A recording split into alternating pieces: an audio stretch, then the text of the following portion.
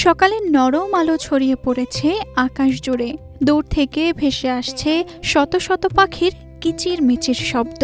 গাছের মাথা জুড়ে সাদা বকের সারি, কোথাও আবার কালো পানকৌড়ির দল।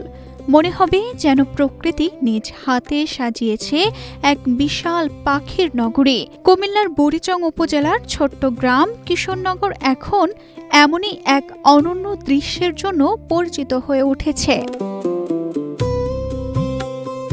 এই ছোট্ট গ্রামে জনসংখ্যাও তেমন বেশি না, কিন্তু গ্রামের পরিচিতি এখন মানুষের সংখ্যা দিয়ে নয়,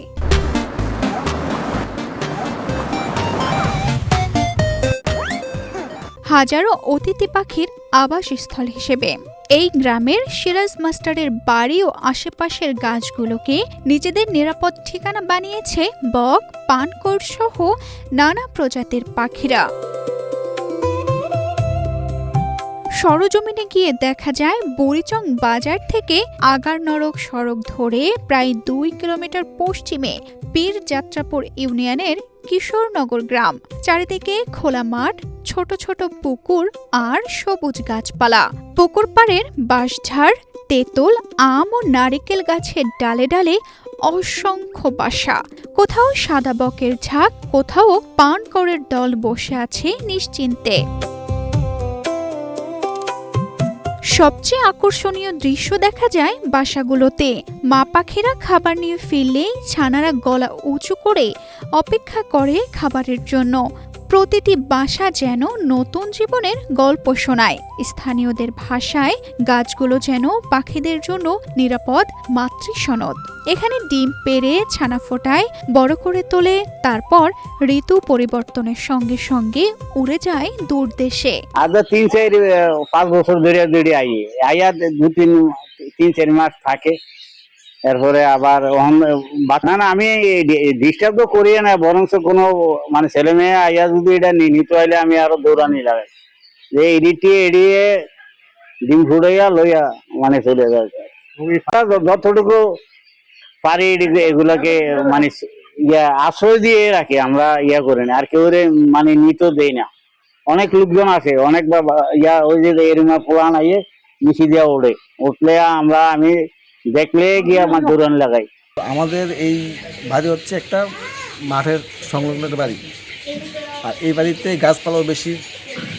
আর গাছপালার এই বেশি হওয়ার কারণে, সঙ্গত কারণে এই পশু পাখি আমাদের বেশি এসে ভিড় করে। তো এই বাড়িতে অনেকদিন ধরেই পাখির বসবাস, প্রায় আজকে 3-4 বছর তো হবেই। তো এই ইদানিং এই পাখিগুলো সবচেয়ে বেশি, এটাই বলতে আসলে প্রায় বছরখানেক হবে আমাদের এই এলাকাতে এই পাখিগুলা। আমাদের এইখানে যে পাখিগুলো দেখছেন, এর পাশে আবার ওই দিকেও অনেক গাছ আছে, ওই গাছগুলোর মধ্যে অনেক পাখি। তো আমার মনে হয় যে এইখানে পাখিগুলো আসে, অভয়াশ্রম সম্মত ওরা বেশি পায়, সুবিধা পায়, যার জন্য এখানে ওরা ভিড় করে বেশি। স্থানীয়রা জানান, বর্ষা মৌসুম শুরু হলেই পাখিদের আগমন ঘটে। শরৎ পেরিয়ে কখনো হেমন্ত পর্যন্ত অবস্থান করেন তারা, শীতের আগেই আবার চলে যায়। গত 4 বছর ধরে নিয়মিতভাবেই এই গ্রামে আসছে পাখিরা, তবে এবার পাখির সংখ্যা যেন আগের সময়ের চেয়ে বেশি। এপ্রিল থেকে আসে, আপনার সেপ্টেম্বরে চলে যায়, শীতজন আসে, তারপর চলে যায়, তারপরে 4-5 মাস এই জায়গায় থাকে পাখি, বুঝতে, তারপরে কেউ ডিস্টার্ব করে না, কেউ সবাই দেখার জন্য সবাই আসে এই জায়গা দেখার জন্য। আর আমরা মানুষ যদি নিতে আসে তো আমরা বাধা দিয়ে রাখি আর কি।